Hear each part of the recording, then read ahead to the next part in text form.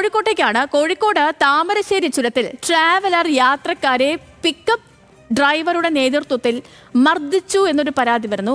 9ഓളം പേർ ചേർന്ന് ട്രാവലർ യാത്രക്കാരെയും ഡ്രൈവറെയും ആയുധം ഉപയോഗിച്ച് മർദ്ദിച്ചു എന്നാണ് ആരോപണം.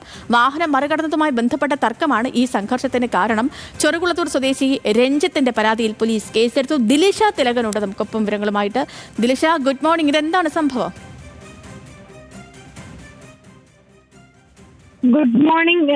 ഇന്നലെ രാത്രി ഏകദേശം ഒരു 8 മണിയോട് കൂടിയാണ് താമരശ്ശേരി ചുരത്തിൽ ഈ ഒരു സംഘർഷം ഉണ്ടാകുന്നത്. അതായത് ട്രാവലർ യാത്രക്കാരെ പിക്കപ്പ് ഡ്രൈവറുടെ നേതൃത്വത്തിൽ ഒരു സംഘം ചേർന്ന് മർദ്ദിച്ചതായിട്ടാണ് പരാതിയുള്ളത്. അതായത് കൈതപ്പൊയിലിൽ വെച്ച് പിക്കപ്പ് വാൻ ഡ്രൈവറുടെ നേതൃത്വത്തിൽ 9ഓളം പേർ ചേർന്നാണ് ഈ ട്രാവലർ യാത്രക്കാരെ മർദ്ദിച്ചിരിക്കുന്നത് എന്നാണ് പരാതി നൽകിയിട്ടുള്ളത്. ചെറുകുളത്തൂർ സ്വദേശിയായിട്ടുള്ള രഞ്ജിത്തിന്റെ പരാതിയിൽ ഇപ്പോൾ താമരശ്ശേരി പോലീസ് കേസെടുത്തിട്ടുണ്ട്. ഏകദേശം 8 മണിയോട് കൂടിയാണ് സംഭവം ഉണ്ടായിരിക്കുന്നത്.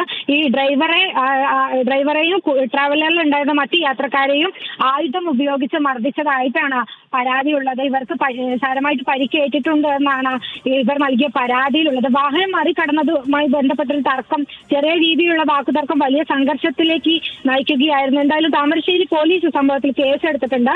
പിക്കപ്പ് ഡ്രൈവർക്കും അതുപോലെ തന്നെ കണ്ടാൽ അറിയാവുന്ന മറ്റ് 8 പേർക്കും എതിരെയാണ് താമരശ്ശേരി പോലീസ് കേസെടുത്തിരിക്കുന്നത്. ഓക്കെ ദിൽഷ, വ്യക്തമാണ്.